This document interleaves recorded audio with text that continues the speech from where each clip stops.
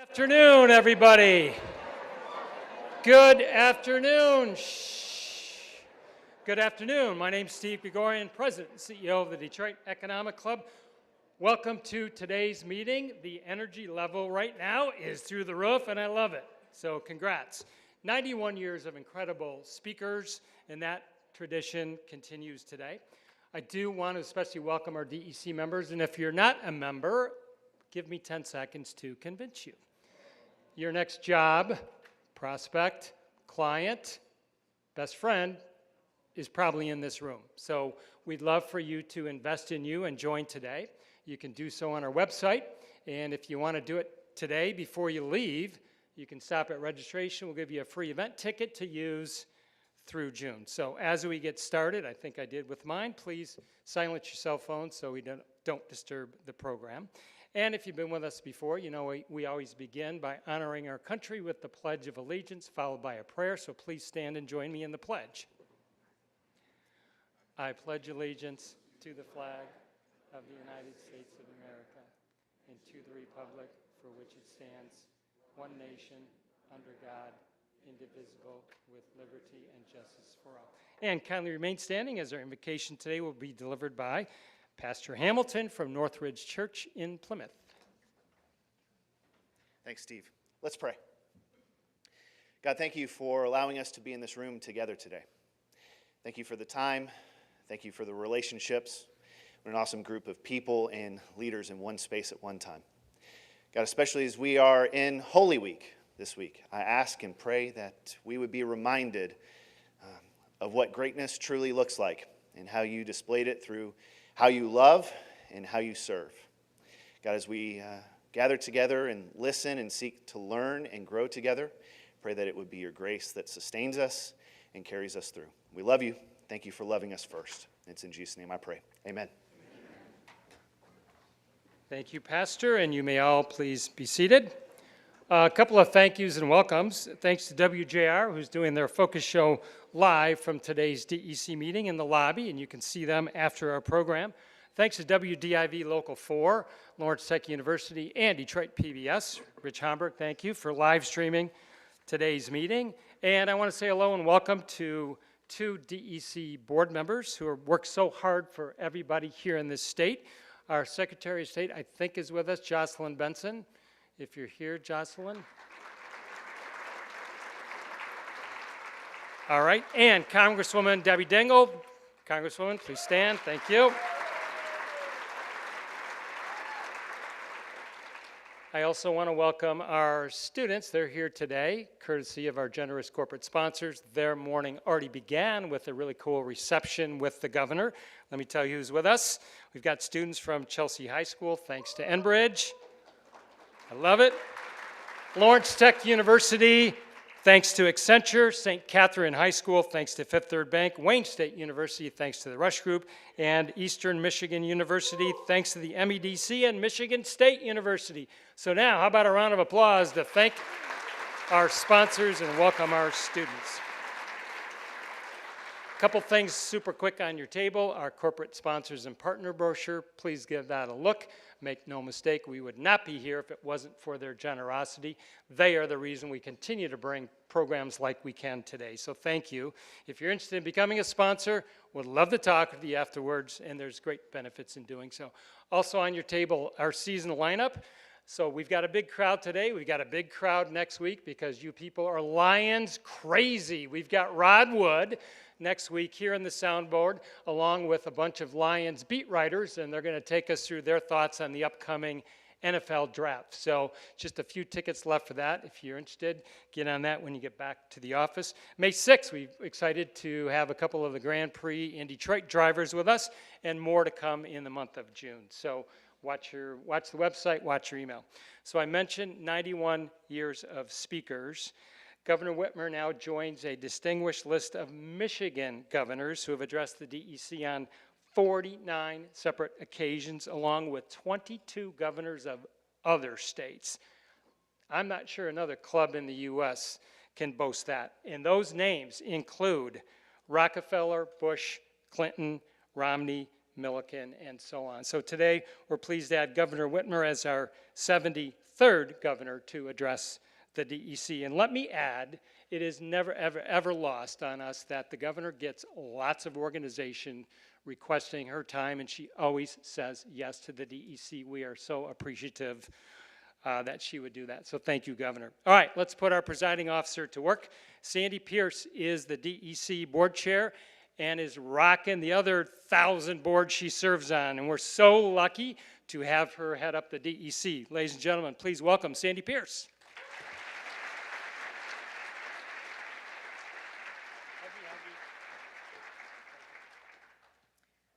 Okay, good afternoon. Thank you, Steve. Welcome, DEC members and guests. It is my honor to introduce today's speaker. Today we have the privilege of hearing from a lifelong Michigander, a leader who has consistently demonstrated resilience, dedication, and an unwavering commitment to the prosperity of our great state. In 2018, the people of Michigan elected her as the 49th governor of Michigan. Since taking office, Governor Gretchen Whitmer has signed over 1,380 bipartisan bills, 6 balanced budgets, and paid down $18 billion in debt.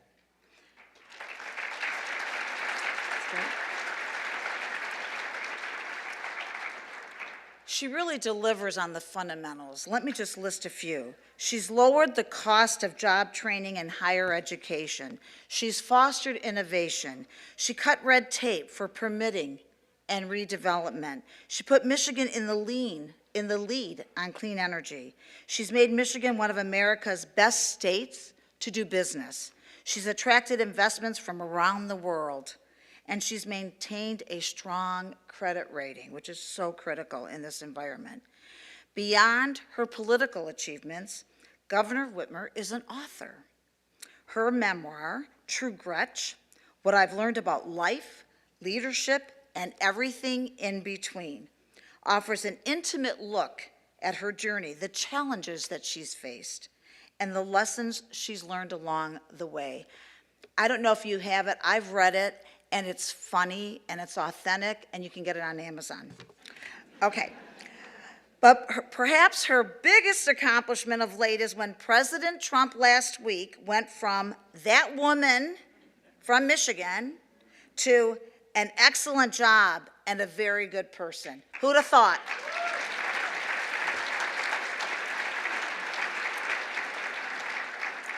After the governor's opening remarks, Jamie Jacob, the CEO of Ajax Paving, will moderate a fireside chat. Please join me in a warm Detroit Economic Club welcome to Governor Whitmer.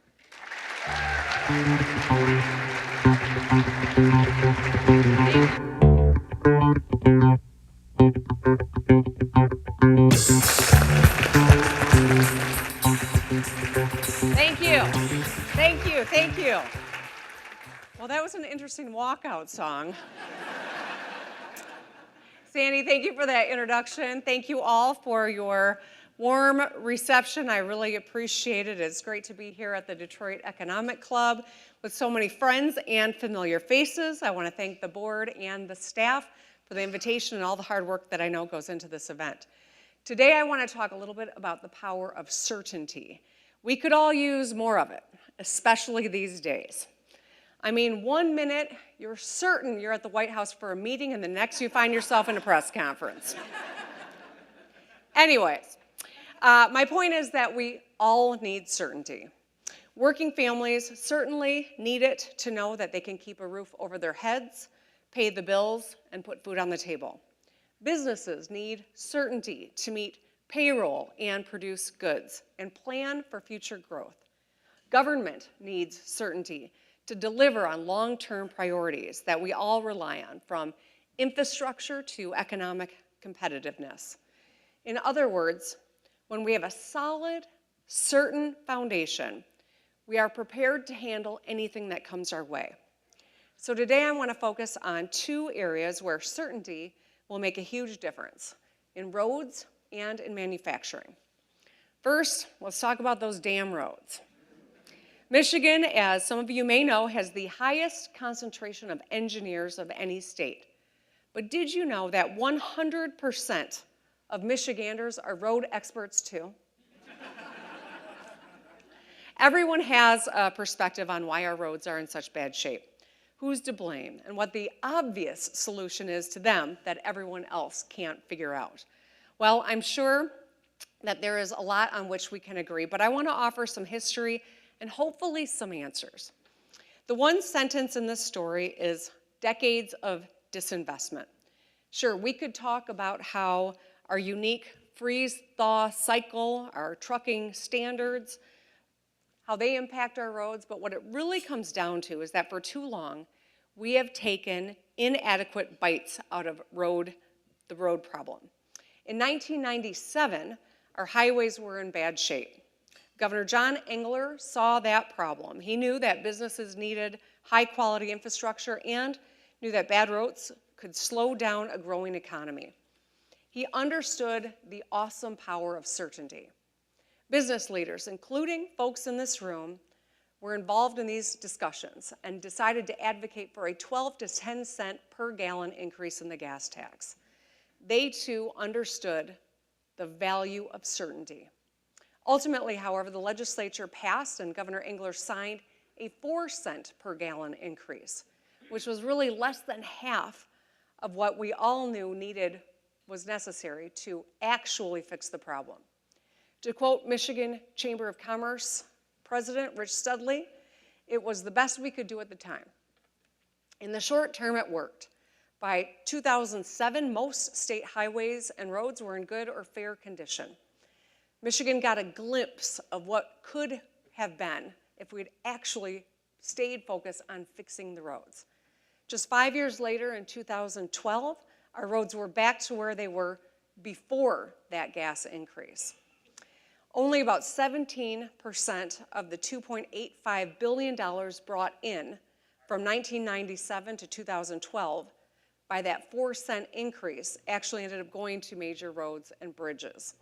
Half went to local governments as was required by the state, and the rest went toward paying off loans and routine maintenance. We knew that 4% or 4 cent increase was inadequate, but unfortunately, we had backed chronic underinvestment into state law. It had been baked into state law. My predecessor, Governor Snyder, recognized the issue. He tried to rally public support for a ballot proposal in 2015, but it was soundly rejected by voters that May. Later that year, Governor Snyder did sign a $1.2 billion road funding package into law. It wasn't perfect, but it was a meaningful step in the right direction. The package brought new revenue and made calculated fiscal moves to try and fill the long-standing gap. To quote Governor Snyder, it's not just about asking for more revenue, it's about investing in Michigan's future to create jobs. I'm grateful to everyone in this room who spoke out in favor of the package and worked behind the scenes to get it done. I too endorsed it even though I wasn't still in the legislature at the time and did what I could to help try to educate the public. He and so many of you, Governor Snyder and so many of you understood that fixing our roads was going to require something from both government and from business. The certainty that would come with having a reliable network of roads and highways would be worth it. But even Republican leadership at the time knew that the 2015 package had echoes of the 1997 solution. Senate Majority Leader Arlen Meekhoff called it a good start. Governor Snyder said it was a down payment, and I agree.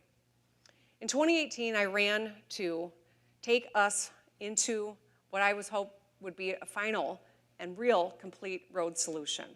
After going into all 83 counties on the campaign and meeting people from all walks of life, I heard over and over again, whether I was here in Detroit or anywhere else in our state for that matter, about how the fundamentals weren't serving Michigan's families.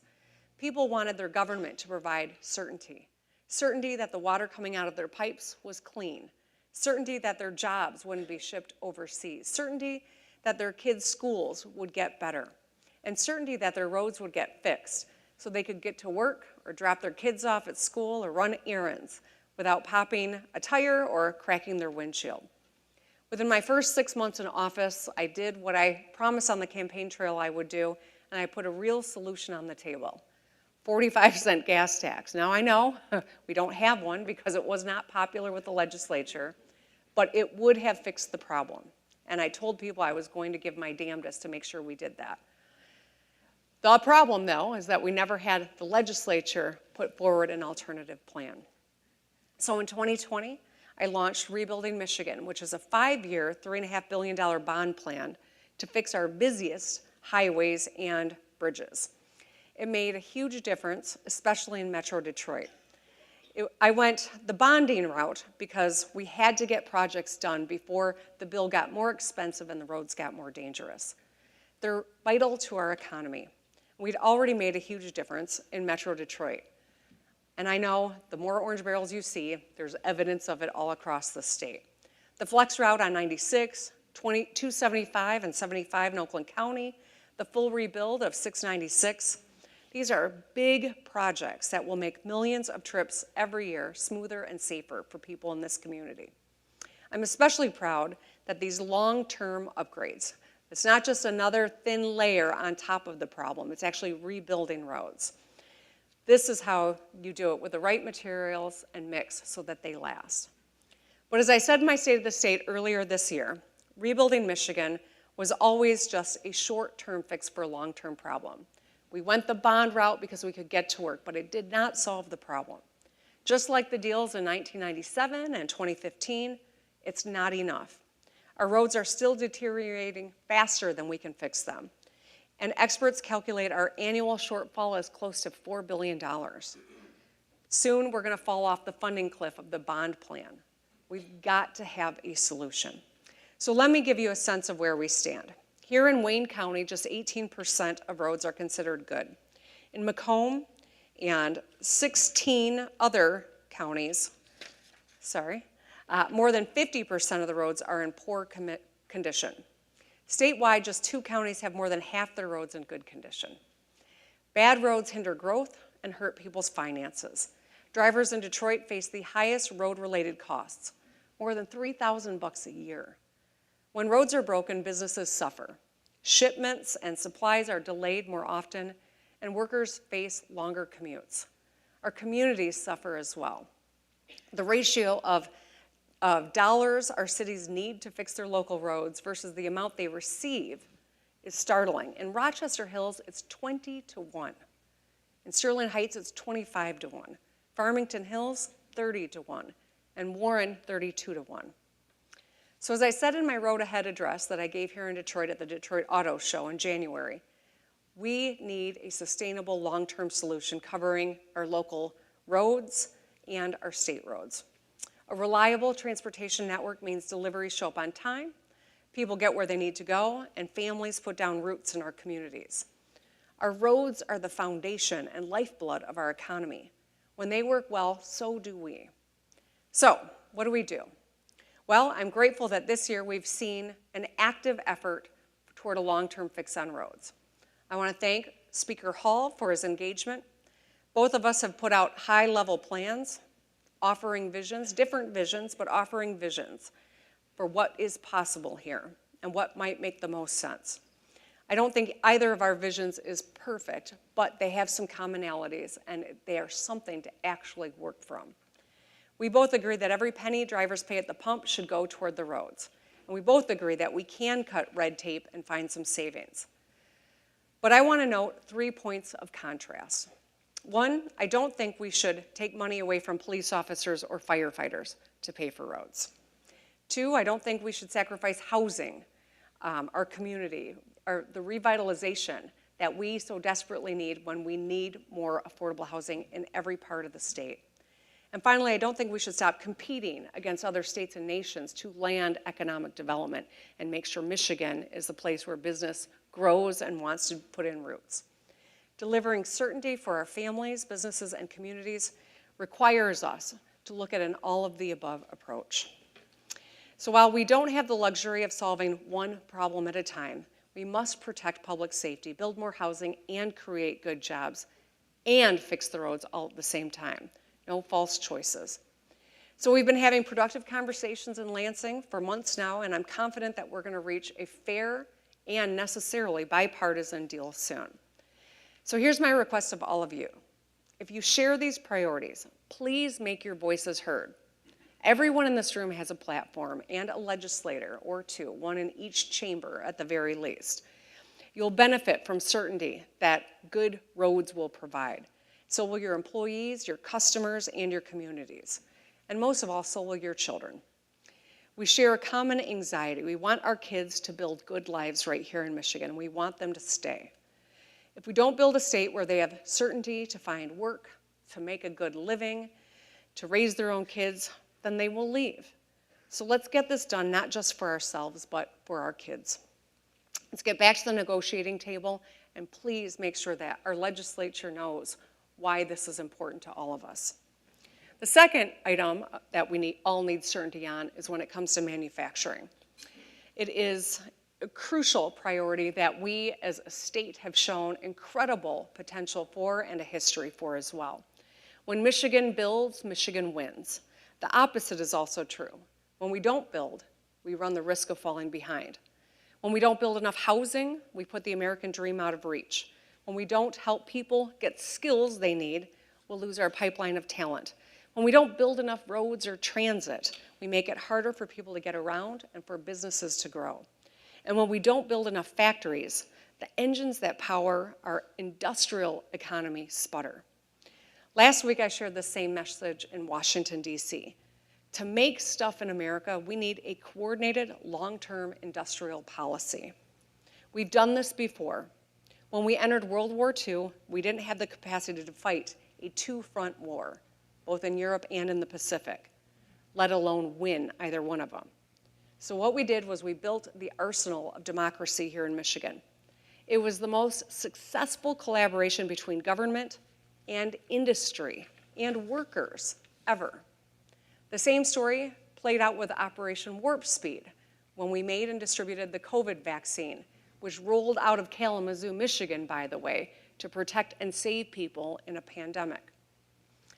Despite how divided our politics might seem, especially at the national level, we've seen a real emerging consensus among Democrats and Republicans that we need to incentivize domestic manufacturing. This consensus solidified during the pandemic as we all lived through the global supply chain crisis. We faced shortages in medical supplies like tests and masks and ventilators, as well as consumer goods, from toilet paper to baby formula. Our auto companies rented empty parking lots and filled them with cars and trucks because they didn't have enough semiconductor chips to roll them off the lot. It was a wake-up call, a reminder of just how fragile some of our systems are. In the years since, we've seen real action to bring supply chains and manufacturing back home, and that's a good thing. In other words, we've been taking action to bring more certainty back to the economy and our future. We broke ground on clean energy projects and battery plants. We're restarting a nuclear power plant and restoring brownfields. We cut ribbons at expansions of companies up and down the semiconductor supply chain as well. And we face increased competition from foreign companies. We need to keep doubling down on advanced manufacturing now. Because if we're honest, China is catching up. They are #1 in shipbuilding. They're not far behind Boeing and Airbus when it comes to aviation. And in chips, electric vehicles, and batteries, they dominate where we used to. We can't afford to give up and to let them own the finish line. We're all on the same team, and we all have a role to play. A big part of that is developing the skilled workforce we need for advanced manufacturing. And that's why we've made community college tuition free for all graduates, proposed the largest investment ever into career and tech education, massively expanded apprenticeships, established the Michigan Reconnect, offering anyone 25 and older a tuition-free degree or certificate. And businesses need a consistent pipeline of talent to invest in Michigan with certainty. And we need a strong, skilled workforce to compete against the rest of the world. In addition to growing our workforce, We have to widen the base of companies so that we can lead the future of mobility. Many large companies are already dedicating substantial capital to shift their production toward hybrids, electric vehicles, and batteries. But for the small and medium-sized firms, Tier 2 and Tier 3 suppliers, that's an expensive, difficult transition, especially in this tariff moment. These firms provide critical materials, parts, and services to keep assembly lines running smoothly. For example, there's a small manufacturer in Farmington Hills that makes traditional auto equipment today, but has plans to make electric motors with consumer, commercial, and defense applications soon. They've been developing a really innovative way to build these motors without relying on rare earth materials that can only be sourced from China. If we help them, we can onshore this critical technology and free ourselves of relying on China for rare earth materials. Another example from the Upper Peninsula, where a small metal fab shop is diversifying into a new product line, electrified microgrids. These high-tech devices are used in remote and mobile charging stations. Both companies have customers that are lined up, but they need help so that they can retool and make their new products and scale up to meet demand. These are just two firms of so many all across our state that have the idea and the knowledge, have the solutions that we all need, but need a little help to transition so that they can do that here now. A few years ago, we pitched the federal government on a match program for Tier 2 and Tier 3 auto suppliers so they could reshore more jobs and build the future of mobility in Michigan. We had a simple argument. Our big automakers will not succeed if the rest of the supply chain doesn't succeed as well. We've got to take action to maintain our competitive advantage as the country that's home to the entire auto supply chain. The DOE heard us, and last year they rolled out a $50 million domestic manufacturing conversion grant program for small and medium suppliers. Michigan naturally won the most funding, nearly half of the total output. We also put our own skin into the game. We pledged state resources from our bipartisan competitiveness fund to businesses that win federal funding, cutting their cost of retooling in half. Right now, however, the program is in limbo. So on Friday, I sent a letter to Energy Secretary Wright, urging him to hold up their end of the bargain. We've already won these, and we need them deployed so that we can get to work. And speaking of the federal government, I can't not talk about tariffs. Amid the whiplash in the economy, businesses, especially small businesses, need certainty more than ever. It is really hard to understate how much harm the current economic strategy will cost Tier 2 and Tier 3 businesses. And I see enough of you nodding to know some of you know the truth of that statement. There are more than 1,000 of these businesses in Michigan.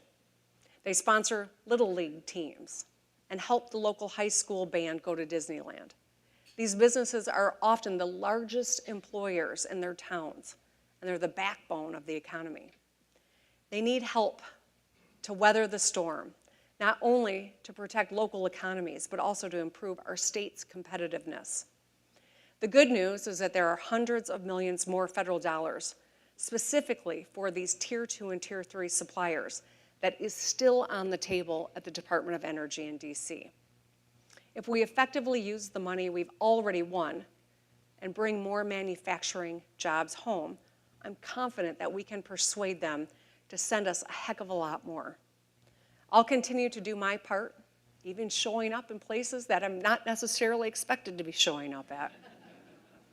And we will navigate the national economic uncertainty together. But we all have to be a part of this. So I want to thank you for giving me some of your time this morning and hearing me out. This year, I want to continue working together on our shared priorities. Focus on providing certainty for workers, Michigan businesses, and communities across our state.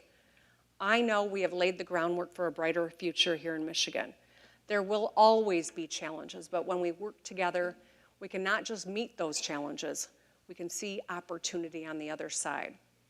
And with that, I would like to invite Jamie Jacob up here to join me for our conversation I'm going to tell you, Jamie's dad founded Ajax in 1951.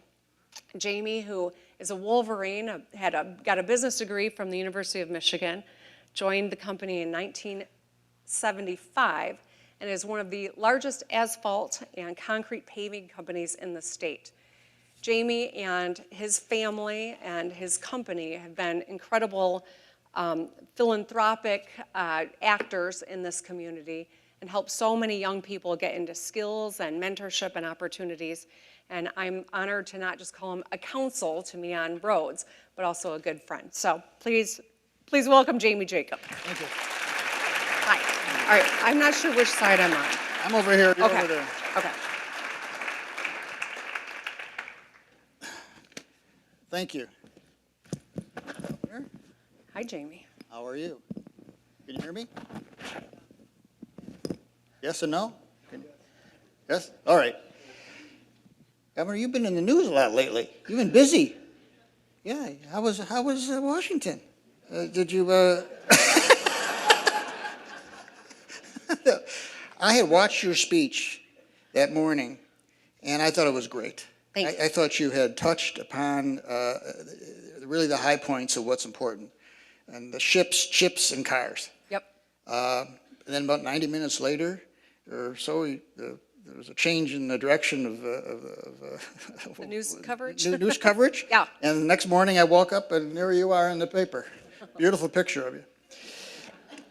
Someone asked me what was going through your mind at that moment, and it was, I don't want my picture taken. That's all it was. I kind of wish I hadn't put my folder up in front of my face, but whatever. You know, I was there.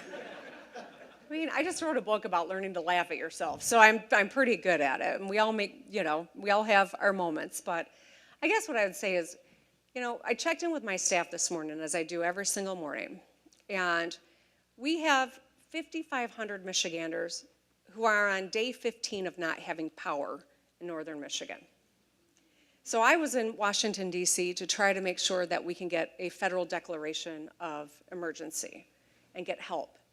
You know, the fact that it's been 15 days when the temperature's gone below freezing every single 24-hour period during that 15 days, and that these are Michigan residents who are hurting, who are in rural parts of the state and have very small providers. That's what the whole reason I was there. People say, why were you there? That's why. I was there to try to make sure we get Selfridge recapitalized with a fighter mission. And you know what? If I can get either of those things, it's all worth it, because I'm just there to fight for the people of Michigan, and I'm never going to miss an opportunity to show up and do what needs to be done. And I think that's what public service is supposed to be about. Oh, I appreciate it.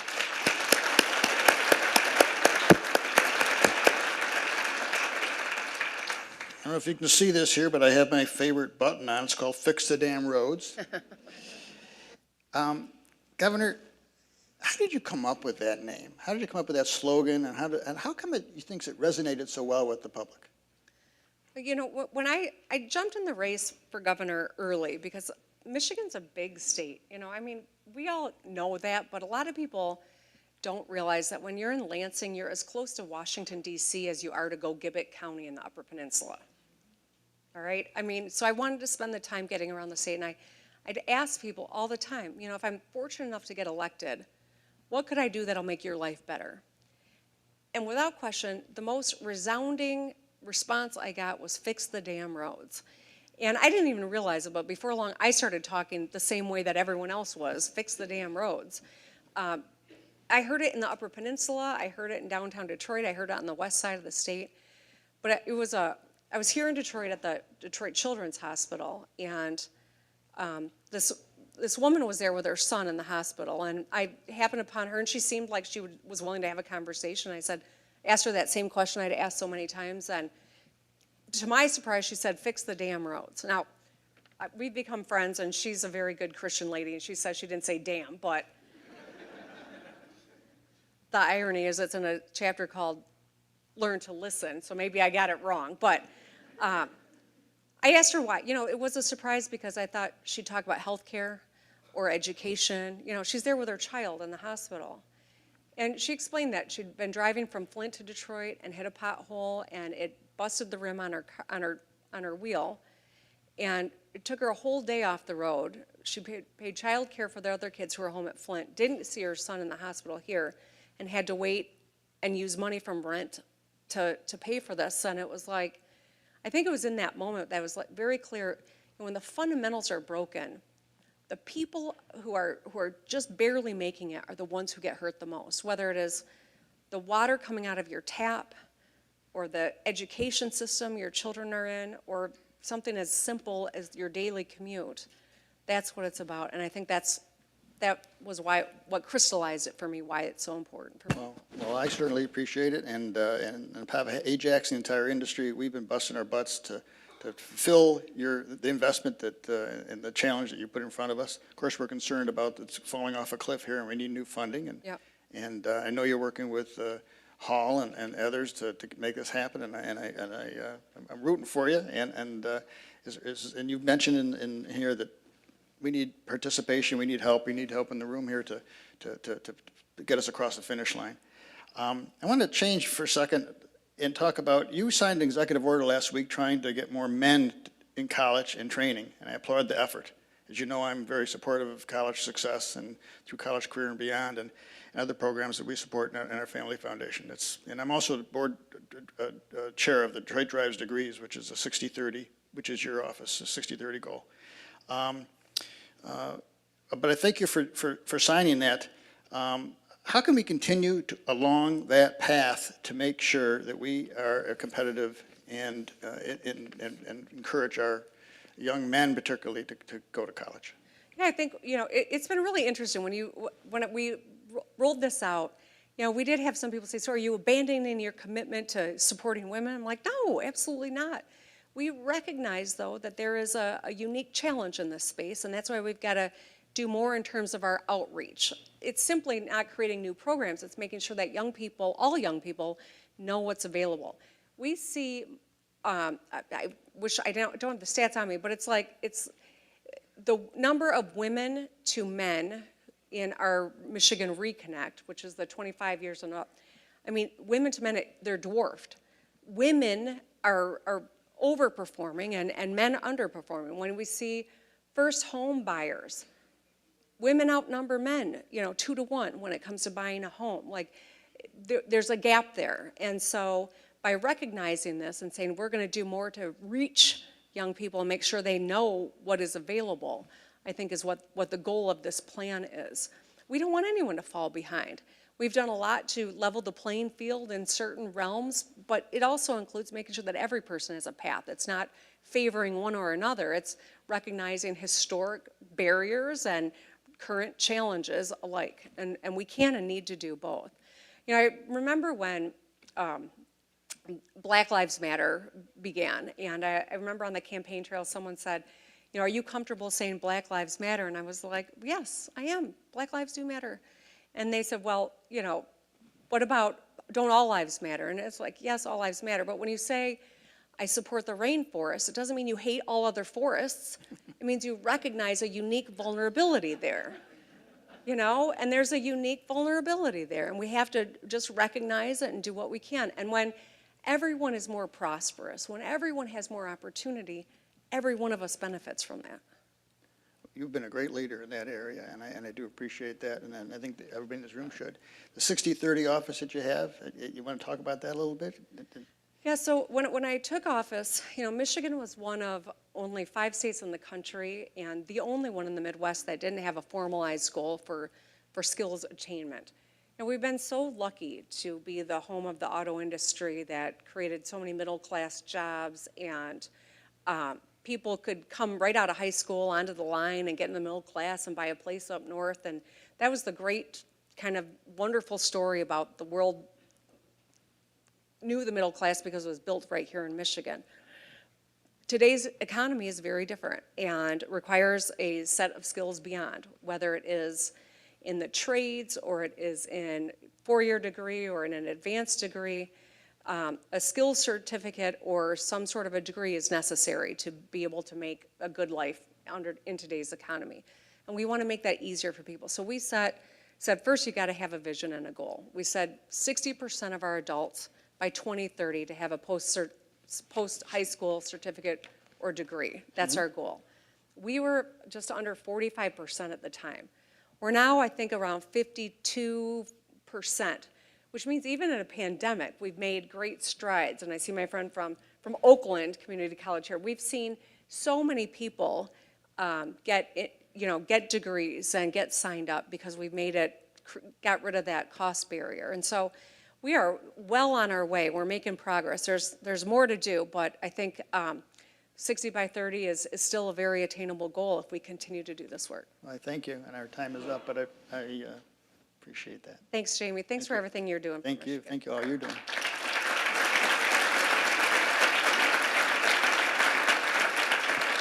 Okay, thank you, Jamie, for moderating that conversation. We have so many questions that came in via email, but we only have time for a couple. So let me just do the first one. What actions can we take, Governor, to help Michigan residents that are struggling with medical debt? I have, in my State of the State, I propose that we actually get the legislation that's been introduced, moving through the legislature to recognize a certain level of medical debt and help people with that. So I would encourage whomever asked that to get involved with what is being debated in the Michigan legislature right now. Make sure that it's something that is well informed, because this is something that's hampering a lot of people and keeping them from moving forward. And unforeseen circumstance can bankrupt you for a lifetime, and that's why I think we've got to have a policy, and it's in those bills. It's good stuff. That's great, okay. Ontario and Michigan have had a wonderful relationship for generations. How do you see tariffs impacting that relationship moving forward? It's stressing the relationship. There's no question. I talked to Doug Ford and a lot of Canadian leadership, and it's really interesting whether it is tourism that I'm worried that we are going to feel the brunt of as we get more into tourism season, whether it is all of the commerce that goes across this most busy North American trade route here. We are uniquely going to feel the brunt of a strained relationship more than any other state. That was one of the things that I was trying to lobby on last week when I was in Washington, D.C. as well. And as I talk to Canadians, it's really sad because they feel hurt on top of angry. The question I often get is, why us? What did we do? When you have Canadian fires, we send our firefighters to help. We are like 1 degree of relatives away. We feel like we're cousins, and yet we're being talked about as adversaries. And so I do think that all of that is taking a toll on the relationship. It's one that I recognize as incredibly important to us as people and as Michiganders and to our economy, and I'm going to do everything I can to keep it strong. But there's no question it's having a negative impact on it. Thank you for that. Keep fighting for that, please. All right, couple of lightning rounds. What profession other than your current one would you like to try? Retirement. Not the answer I was expecting, but okay. Your very first paying job. Well, I mowed lawns when I was like 12. I was a babysitter, but my first job where I had to fill out tax paperwork was I was a cashier at a lumber yard in Grand Rapids. How'd that go? It was good. There were a lot of cute boys who worked there. Okay, you can trade places with someone for 1 day. Who is it and why? I think Oprah Winfrey. I just love her. Okay, I'm going to tell her that. Okay, you get to pick any musician or band for a private concert in your backyard for your family and your friends. Who is it? Oh, that's a good question. Maybe I'll say something that might actually happen one day. Greta Van Fleet out of Florida. Wow, there you go. That's a good one. You're all invited. Okay, last question. Advice to your 25-year-old self. Oh, I think show up as you are. I think early in my career, I just didn't want to make mistakes, and I was always trying to be what I thought people wanted me to be. And life's a lot easier when you have the confidence to just show up as you are. It's great advice. Good. Thank you, Governor Whitmer. Thank you. That was great. Nice to meet you. Oh, that was really good. Thank you. Governor, thank you so much. You are always welcome back here anytime, and thanks for always saying yes to our invites. Thank you. Thank you so much. Sandy and Jamie, great job in your roles. Governor Whitmer. All right, folks, you look like a hungry bunch, so stay seated, and the staff is going to bring your lunch right to your table. Tell your friends and colleagues to join the Detroit Economic Club. We're a bunch of cool people, and I love it. On time, every time. This meeting is adjourned.